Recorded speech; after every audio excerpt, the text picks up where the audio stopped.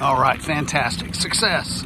Hey, my name is Steve, and I want to give you a look today of the Growneer Submersible Pump. Here it is in the box. Here are all the contents that you get once removed from the box. Here are the applications suitable for this pump. If you want to read that, just pause the video, but it's a multi-purpose little pump.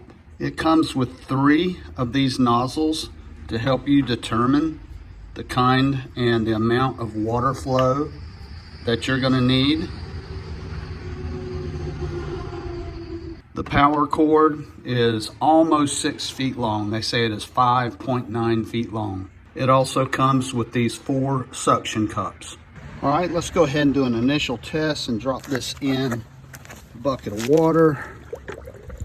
Okay, here we go. 3, 2, 1, plug in. Woohoo! Excellent. You can adjust this turning knob on the end, and you can see by the arrows to give you more or less flow. Okay, I'm gonna turn it all the way to the left for the higher setting. Okay, that's a significant difference, and that's exactly what I'm looking for. The ability to adjust the water flow. The main reason that I bought this pump was for my dolphin fountain. My old pump had gone bad, so let's plug this one in and see how it does.